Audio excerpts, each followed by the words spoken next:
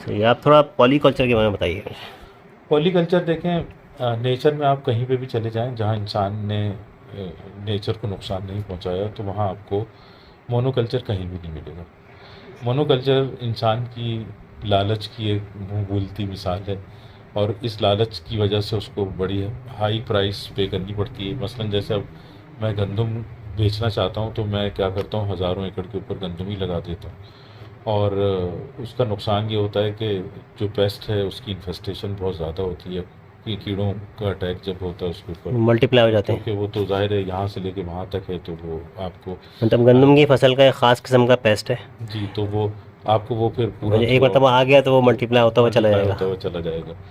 अच्छा, और उसमें पॉलीकल्चर में ये होता है कि अगर आप जब बायोडाइवर्सिटी का ख्याल रखते हैं हम्म। और नेचर के हिसाब से आप चीज़ों को लेकर चलते हैं, तो पॉलीकल्चर में अब जैसे फ़र्ज़ किया कि आपने हमारे यहाँ तो जंगल की आग नहीं लगती, लेकिन ऑस्ट्रेलिया में, अमेरिका वगैरह में ये काफ़ी उन लोगों के लिए मसला बना हुआ है।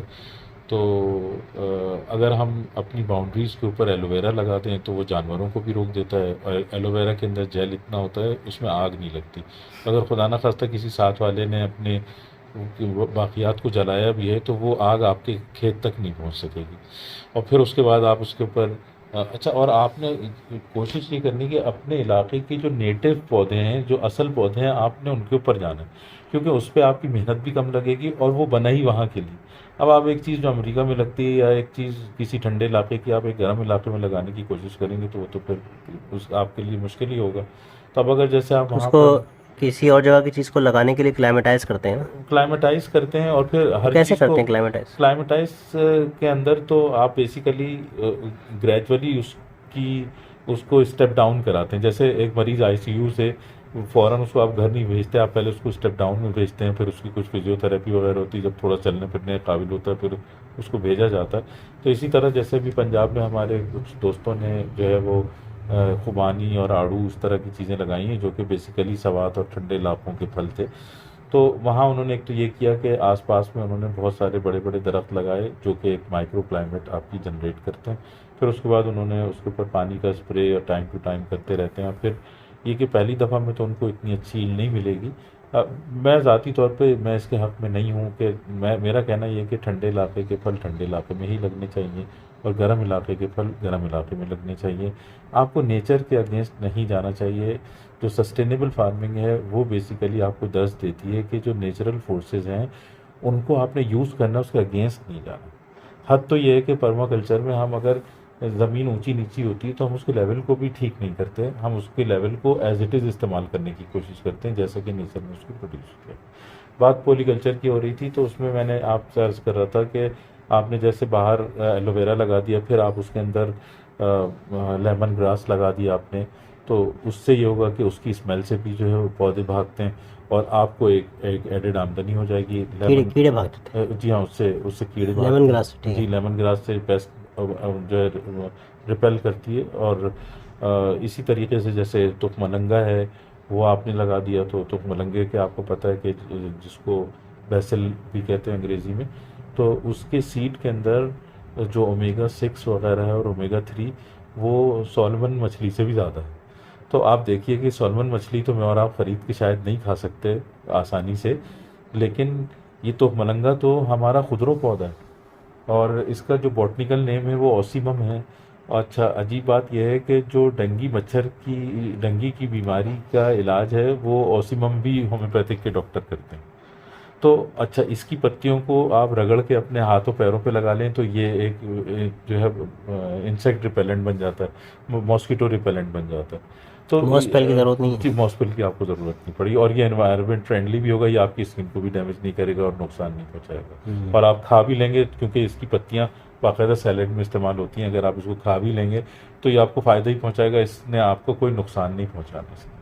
तो इसकी बीज जो है वो गर्मियों में इस्तेमाल करें अगर आप, तो ये बेहतरीन है। ये कॉन्स्टिपेशन के लिए भी ओमेगा 3 ओमेगा 6 आपको इसके इसके अंदर काफ़ी रिच क्वांटिटी में मिल जाता है।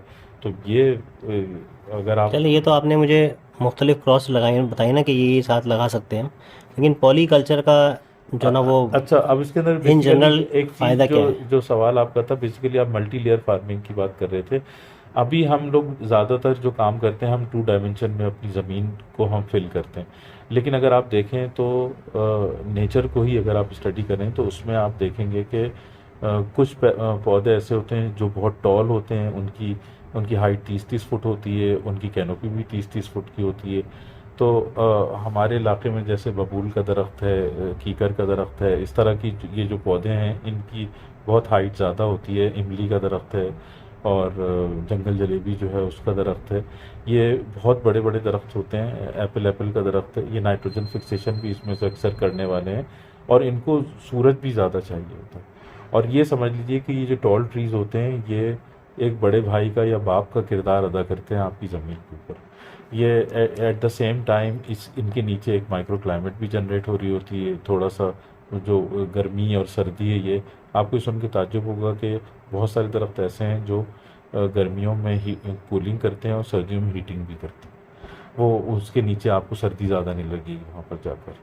तो ये दरख्त जो है, अगर आप इस तरह से लगाएं कि इनकी प्लेसमेंट इस तरह से हो कि आपको पता हो कि इसकी हाइट कितनी जानी है, उस हिसाब से इनको प्लेस करें। इसी तरीके से अब जैसे हम लोग जिस जगह रहते हैं यहाँ पर हमारे यहाँ जो सूरज की डायरेक्शन है वो ईस्ट से निकल के वेस्ट में तो जाता है, लेकिन थोड़ा साउथ साइड से होता हुआ जाता है। तो अगर आप साउथ साइड के ऊपर ऐसे दरख्त लगाएं जो कि सन लविंग हैं और जो कि टॉल हैं, तो वो एक आपको शेडो देंगे और उस शेडो के से आपके जो उसके साथ जो दरख्त लगाएं वो निस्बतन उससे कम हाइट के लगाएं, फिर उससे और कम हाइट के लगाएं। तो इस तरह हम एक ही ज़मीन के ऊपर 7 डिफरेंट तरह की प्लांटेशन कर सकते हैं। सबसे पहले टॉल ट्रीज लगाते हैं, फिर उसके बाद थोड़े से उससे छोटे दरख्त लगाते हैं, फिर और छोटे दरख्त जो हैं जैसे वो अमरूद और चीकू और इस तरह की चीज़ें लगा देते हैं। फिर उसके साथ आप जो है वो ऐसे दरख्त लगाते हैं जो जो हर्ब्स होती हैं। फिर उसके बाद आप कुछ ऐसे पौधे लगाते हैं जो कि ज़मीन के ऊपर चलने वाले होते हैं, ग्राउंड कवर जो बेलें होती हैं आपकी, वो लगाते हैं। और फिर उसके बाद जो लास्ट लेयर होती है वो ऐसे पौधों की होती है जो रूट्स होती हैं जिनकी हम इस्तेमाल करते हैं, जैसे शकरकंदी है, आलू है और इस तरह के और जो पौधे हैं जिनकी रूट्स गाजर है, मूली है। जी हाँ, एडिबल। तो ये सारी चीज़ें अगर आप कॉम्बिनेशन में लगाएं तो आपको जो है वो कम ज़मीन से ज़्यादा कम प्रोडक्शन ले ज़मीन सकते से आप ज़्यादा प्रोडक्शन ले सकते हैं। और इसमें